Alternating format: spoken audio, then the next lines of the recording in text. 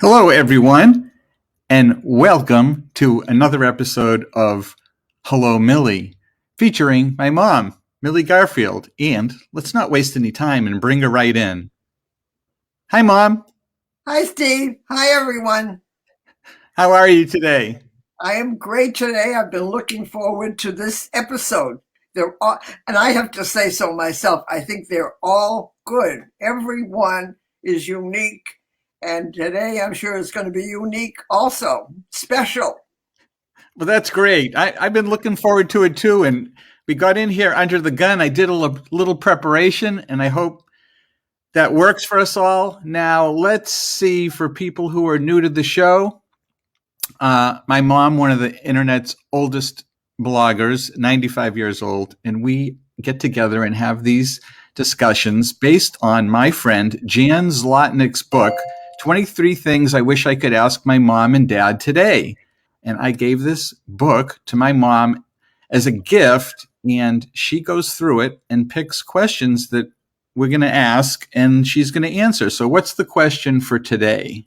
Well, today's question I found, and I'll read you the question. And Hi, Jan. I've numbered the pages. And so Jan Zlotnick says, hi, Mom. Oh, hi. Hi, author. Hi. I'm so glad you wrote this book. I am having such fun with this. Okay. And the question written in the book is, what used to make you the most happy? Well, I thought that was a good question. And this is news today. My daughter-in-law is joining us. And so I asked her if she'd like to participate. Yes, she said yes. And so I asked her that question, and her answer was very interesting because it gave me food for thought, and I've changed the question and updated the question. And the question now is, what would make you the most happy? So that's today's question. What would make you the most happy? Okay, well, you mentioned Carol, so let's bring her in. Okay. Hi, everyone. Hi, Millie. Hi, Carol. Hi. Good to see you. Hi, Carol. Good to see you. Mwah. You're looking good, Millie. What have I been Looking doing? good. Thank you. Thank you. I put on lipstick for this occasion. I didn't. You're our natural. Okay. Okay, Mom, let's hear your answer to the question. Well, my answer to the question is what I'm asking it the way Carol interpreted it. What would make me most happy today? That's a great question. And there's a simple answer for that. I want things back to normal. I want them the way they were. And I sketched out something here. And can you see my sketch with my answers to all the things? Oh, wow. Hold that up a little bit and then angle it so we can see it the other way. Straight onto the screen. All right. Oh, You up guys higher. up higher. Now to the right. Just hold it in front of your face. All right, I'm holding it in front of my Up higher, higher. Okay. A little bit higher. Okay, now we see two faces. All right. Well, one is me. Let's say one is me, one is everybody. And the things that I would welcome and get everything back to normal, I would like to be with my friends. I'd like to be with my family. I'd like to have some indoor dining. I'd like to play games. I just want to be normal again. I want to go shopping. I don't need anything really, but it would be fun to go into a store and look around. But mostly, I think I really want to get together with my friends, play games, play Mahjong that I played every Tuesday for years. And I want to get together with Steve and Carol, go out to dinner with them. I just want things the way they were. And hopefully we can't wait too much. We don't want to wait too much longer. We want things to be normal, and the little things would bring me great joy. Going to a coffee shop and having a cup of coffee and a blueberry muffin. Wouldn't that be great? So That would be great. yeah, Jordan Marsh's muffins. I'll never forget those muffins. They were so big. I'd go in with a friend. We'd go shopping, and they had an outdoor bakery in front of the store, and she and I would split a blueberry muffin. They were large, and we split them. We had a rest. We had our coffee. We had the donut. Then we tried to spend more money. So that's what I want back. That's Oh my, yeah. that's my answer. And if you can, Yep. that smiley face, Oh yeah. yeah, that's what I want. Just normal, and normal would be fantastic. So now, Carol can. I want to hear what Carol has to say. What does she want? Yes, my answer is I wish that everybody could be vaccinated and we could all get together. You know, if you go back to the original question, what do you miss that you used to be able to do, which was to take you for a nice ride Yeah, and to go in the car, stop at a fun place for lunch or for dinner, or go out to find a new place for you on a mystery ride. All those things used to be great fun.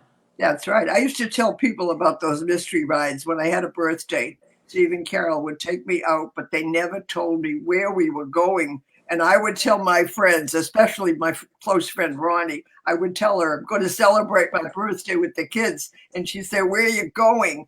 I said, I don't know where I'm going, but I guess as we're driving along, if we're heading north or we're heading south, I think, yeah, we're going to New Hampshire. We'll go to that fish place. And sometimes I was right. Sometimes I couldn't get it at all.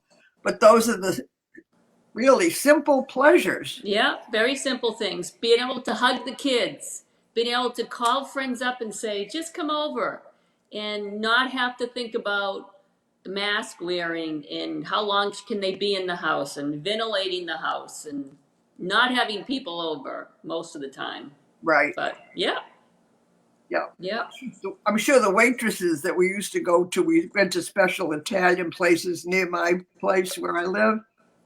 And I think they knew us. The three of us would come in before dinner time. The restaurant was empty, so we got their full attention. And she knew we were a family. They were taking the mother out for a treat. Those were the simple pleasures. And Right.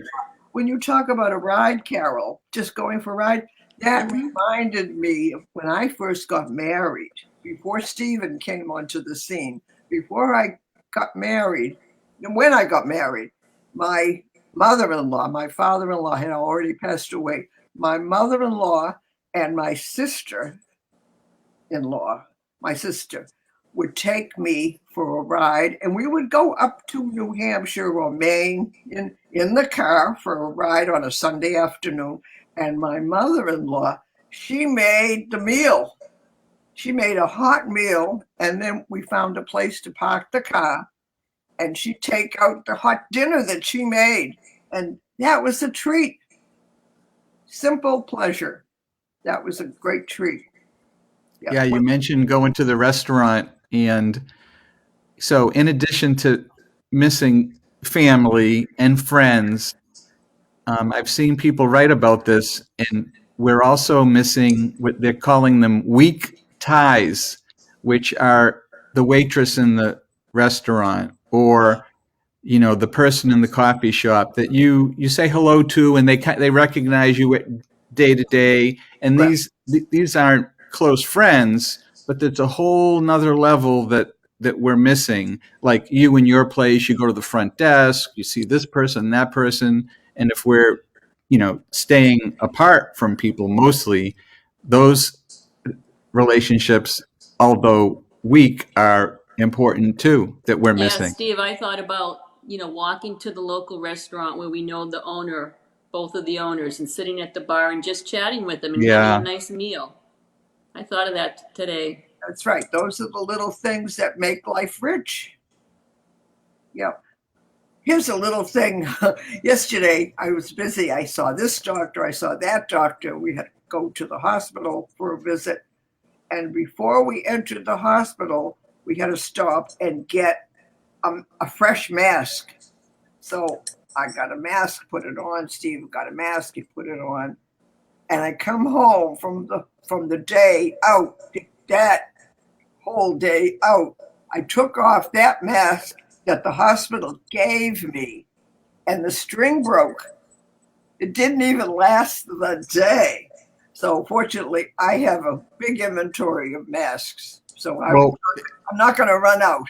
when we went into that hospital, then they had the mask dispenser, and I got one for me, and I got one for you. And as I was pulling them out of the dispenser, the string broke off right out of the machine. So I had to throw that away, and then I had to take another one and give you one. So that happened right out of the machine at the hospital. Defective manufacturer. Yeah. And here I thought I had a day's wearing out of the thing. He didn't even put it on, and it broke. Right. And years ago, you bought a toaster oven. That toaster oven lived forever. You put in a new appliance. It never broke down. You didn't have to call anyone. But today, they're built to break down. Hi, Andy Carvin. That toaster oven you bring up, the best toaster oven ever made was this GE toaster oven. And you've had problems with toaster ovens. Yes. And finally, I gave up with new toaster ovens, and I went on eBay and spent some crazy amount of money to get you that GE toaster oven that we remember. An old one. An old one, the original. It was from 1970 maybe, and it was. That's It must have been in. Well, I mean, that's 50 years old, Ma. That's not old. 1970. The toaster oven. Well, so anyways, after a while you didn't like it, and we upgraded you to a Breville, and we took that GE toaster oven back to our place, and we had a brand new Black & Decker toaster oven, which they bought the GE toaster oven business, and that toaster oven was lousy. So we put that aside, and we took the GE toaster oven from 50 years ago, and we're using that one now. So Yeah. we're using that one. Yeah. And it works good. We love it. And the reason I like that one is because you put the toast in, and then you shut the door, and you just push the button, and it remembers what degree of level of darkness you want, and it makes the toast. The problem with today's toaster ovens is every time you use it, you have to set to what level of darkness you want and then press toast. This is my rant. I just don't like it. I don't change the setting. Now on your toaster, it's perfect. That Breville is very, very good. I don't touch it. I just say toast. Mark Schultz says hi and wants to know if you have mentioned your other connection to GE.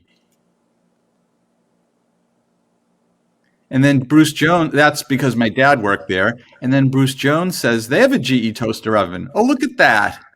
It has a great ding. You do, Bruce? That is a great toaster oven. I wonder if it's the same one. That would be cool. So Mark Schultz comes in, and he wants to know your other connection to GE. Are you asking me? Well, that's what he's asking. Hi, Millie. My other question. Your other connection to GE, it's Dad.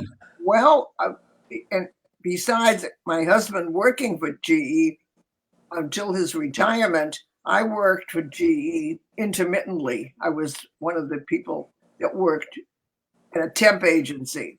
And so every so often GE would call me, and I would get into that company to work for the day.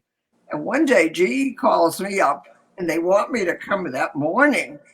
I had no transportation. Aaron has gone to work, and I hadn't made plans. I wasn't going to go anywhere. They needed me. They sent a car for me. And when the employees saw that this girl who doesn't even work here comes in with a chauffeur, they picked me up and brought me to work. And I think Aaron did come take me home, but I got transportation. I worked at GE temporarily a number of times. And one time I was there, and I don't have much to do. I'm sitting there. I had answered the phone, so I couldn't pick myself up and take a walk. I had to be there to answer the phone. Well, I couldn't do that. And I was almost going to say to them, hey, what are you keeping me here for? I'm not doing anything. So I found out they were deliberately keeping me on the job because they could claim that expense for that year. They were building up the expense because the following year they might really need me. So I kept them in business. That's my connection with GE. Do you ever know that story, Steve? I did. Steve has a connection to GE too. And what's your connection? No, Steve does. Oh, yeah, Steve does. I know. What's your tell You us? mean I worked there one summer Yes. in the most horrible situation that my parents pulled in a favor to get me a job in the GE, and it was okay looking back at it, but I couldn't Aircraft. quit It's the because aircraft division. What was it? GE Aircraft Engine Group. Mm-hmm. And the craziest part was when it was coffee break time, we went to Kane's Donuts over in Saugus, and they said, come on, let's go. And I said, isn't it going to, the coffee break was like a 15-minute coffee break. I said, isn't it going to take us 15 minutes to get there? And they said, yeah, don't worry about it. So I was the young kid, from college, not wanting to break any of the rules. And these were all the old guys saying, let's go, come on. You'd go over there for 15 minutes. You'd get the donuts, have whatever you had, drive back. We could have been gone an hour. And I did not like it because they were going against the rules. And then one time a file cabinet had to be moved. And they says, come on, help us move this file cabinet before the union guys see us. Oh.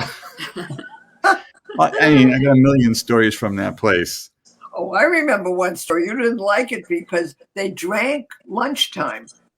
They weren't drinking coffee or tea. They were drinking.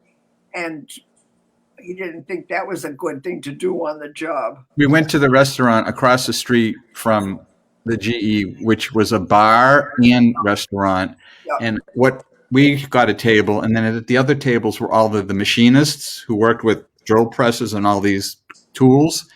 And they would order 3 or 4 beers to come in front of them when they sat down. Everybody got 3 or 4. So the whole table was covered with bottles. So they drank them all at lunch and probably ate lunch, and then they went back to work. I could not believe that was happening. Yeah, I remember. Me. Bruce Jones, time to make the donuts. So, Ma, are you interested in my answer to the question? Let's bring it back up again. Yes. Okay. What are your memories, and what would you be happy about today?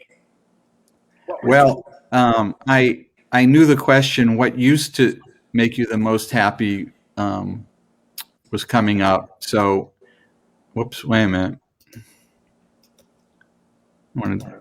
Let's see. Shoot, I need Joe Jaffe here right now to help me. What used to make me happy was playing with my little tape recorder and my record player and playing music and making little shows on cassette tape. So I went and found the cassette tape from way back when. This one is called this one is called Watergate 73. Now, I wanted to try and figure out a way to get this somehow onto the computer so we could listen to it.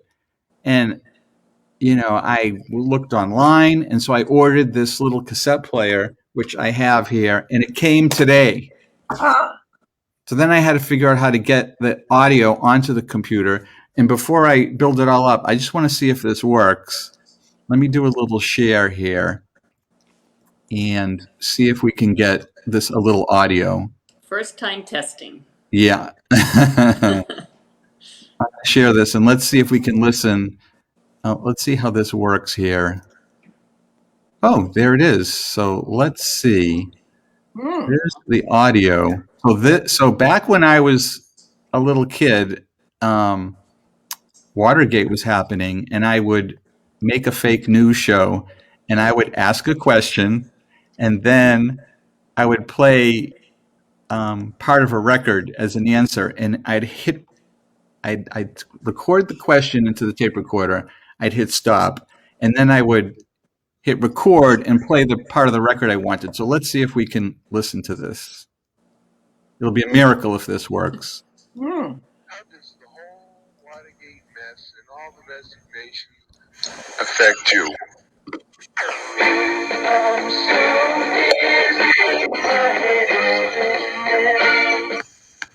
Mr. Nixon, where are you going?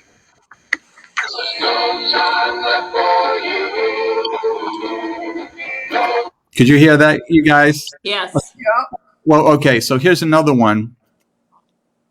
Let's see. Let's get another one here. So what I had to do was, I didn't have a great way of doing this. I played the cassette player into my headphones, and then I took this microphone and I stuck the microphone in the headphone and recorded it. And how old were you then? How old was I then? Yikes. 15? Under I was 12? 15 years old. Okay. And then let me get another one here. Now we're going to go to 1980, which is,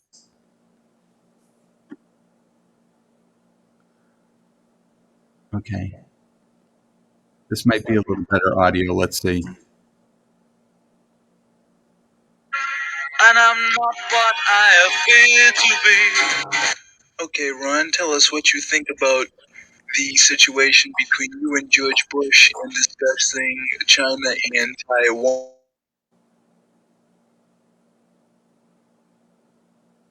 Whose voice was that? That was Steve. That was Steve? He was making a different voice Oh, for the recording. uh-huh. Oh, Steve, we can't hear you. There's no sound on.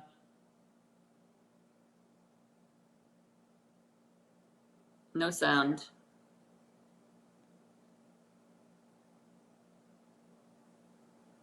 Muting myself, but you could hear that, right? No, we couldn't hear the song. We could hear you speaking, and then we couldn't hear the song. Yeah, I heard you clearly. I didn't know. Here, let me try one more. This is the early days of audio on the internet right here. That's what we're doing right now. Okay, let me share one You had more. your passion back then. I did. It's funny because what I loved doing as a kid, making audio, editing things together, is what I ended up loving to do as an adult. Exactly that, Carol. You're right. I'm going to do one more here, Ma. You're going to like this one. And I'll just hit play on this. This is audio of Dad telling jokes that I found. Oh, that would be something to hear. Wow. Okay, let's see if we can my listen. Goodness. Let's see if we can listen to this. All right.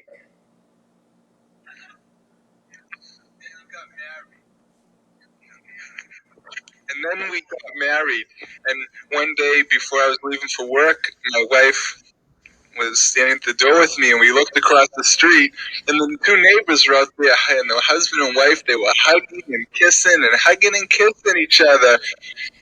Right, I said hugging and kissing, and and they were hugging and kissing a lot, and it was really good and stuff. And then Mom said to Dad, "Why don't you do that?" And Daddy said, "I hardly know the woman." Look at that. And kissing her. He's hugging her and kissing her and hugging her. Why don't you do that? I don't. So, here, hang on. I got it. Listen to that. Is my father telling jokes, and Yeah. then he's telling jokes, and we've heard these jokes 1,000 times. Right. What happens is he's like, he pauses for a second, so I start telling his joke. Right, Ma? We knew the joke so well. Yes. I would start telling the joke. And then as I'm telling the joke, he's correcting me because I'm not telling the joke in the right way.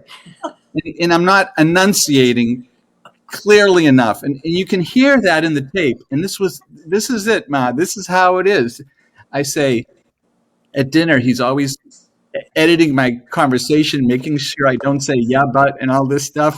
But in the middle of this joke that I'm telling, I say something like he's kissing her and he's hugging her. And you hear my father come in and he says, he's kissing her and he's hugging her.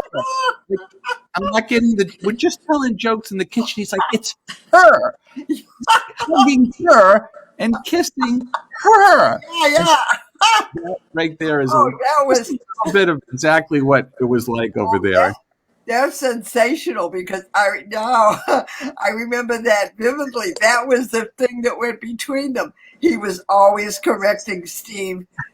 And even to this day, it affects me because when I hear a speaker, I hear a Republican, I hear a Democrat, I hear a governor, I hear a mayor, and they make a mistake. And when they're talking, they say, and so, and but, and I say, oh my God, listen to them. They're so wrong in their speaking. Carol, does this sound familiar? I've heard it all before. No, not that part. The part where people make mistakes on TV and I Yes, correct Steve's always them correcting them. Oh, I Always. can't. all the time. They say the wrong thing and I talk back to the television and I say no. And that's my father. Right, Ma? Oh, because but there's a reason he was like that, Millie. There was a reason that Aaron was like that, right? Because what did Aaron do? He was a technical writer. Right. He was technical. He was technical about many And he things. read things all the time that needed to be corrected. Technical editor. He made sure everything was written in a way that it could be understood by people. So if anything was unclear, Right. he would want it clear and he would want everything cleared. This is who I am now. Same person. Look how he affected us, because I still to this day cringe when I hear a prominent person use poor English. Oh yeah, me too. I'm always yelling at the TV. Okay, so it rubs off. We don't know it. It does rub off. It does rub off. So Carol, what made you the most happy? Did we ask you that question specifically? We did. Do you have a past one? Did we do? Well, what used to make me happy? What was? How would you want me to answer it? What used to make me happy? You've answered what would make you happy. What used to make you happy? A lot of people answer it like, "Oh, traveling. I really miss the traveling and all that." But I don't know that I. Other than just getting things back to normal, other than that, what I used to like and don't have. Well, I would like to have my mom back. That's certainly something. You what? I would love to have my mom back for dinner one more time and chat with her. That would be nice. Yeah, that's beautiful. Yeah. That's nice. Yeah. So what else have we got to say? Steve was here the other day and he brought me a little box of cards, and I haven't looked through it thoroughly, but I just looked at some, and they have questions. They have simple questions, simple, fun questions. So maybe I will delve into those, because the book I have now, they're getting to be deeper, harder questions, and I don't want to get that busy and dizzy and thinking negative. I want positive thinking. And this book, these little cards look like they're going to be positive, happy, the ones I've looked at so far. So but it's good for you to think about the hard ones too. Well, I have. Yep. I have. And as we're talking today, I remembered certain things that I have not thought about in years. The happy thing about Aaron being so persistent and fussy about hug and kiss that woman, why don't you do that? Well, I'm not married to her. That was the answer with that one. Yeah. Why? He says, why don't you do that? He's hugging her and kissing her. Why Right. don't you do Why don't that? you And do my that? father says, I hardly know that woman. Yeah. You That got woman. the line. Like, I hardly know that woman. Right. You know what else? I think a lot of his jokes were from Henny Youngman. Like he didn't write the jokes. Right. I think he wrote down jokes that he liked Right. from comedians. Right. Yeah. So that Well, talking about your father with the jokes, I remember one time he and I were on a trip. That was before we spent our winters in Florida. We were down in Florida on maybe a couple of weeks trip, and we took a tour bus.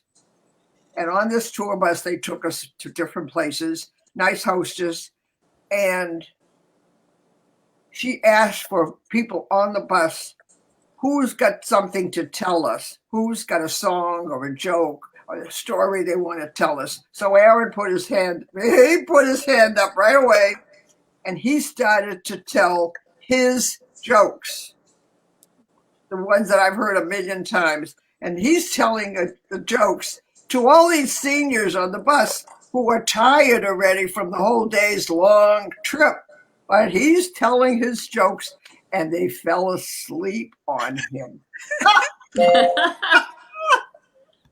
I remember that one, and I always laughed. He told those jokes I heard a million times, but I still laughed. we But, love those jokes. Yeah, they were fun. but those poor people, they couldn't they couldn't stay up. Yeah, Funny. yeah. He had a card in top drawer in the chest of drawers that we had. I think that's really my phone, but I'm not answering it. That's me calling you to end the show with a phone call. Okay. Call from Garfield Steve. Garfield's Here's calling. my trick. Okay, now Exposed. everyone knows the trick. Okay. Yeah. Well, this was great, Ma. Really fun. It was fun. It We had was some good memories, and thanks everyone for watching. It was, and you encouraged me to try and get a bigger audience this time, so I publicized it a little bit more. So I hope everybody liked it. okay. All right, Millie, now you need to start thinking about next week's. Oh, right away. I like to do that. I really like to do it. And I have a consideration list. Okay. Number one. We normally do it Wednesdays at Tuesdays at 4:30. We had to do it today, rescheduled, but we'll try and do it next Tuesday at 4:30. Okay, it's a date. Okay. All right. All right. Bye.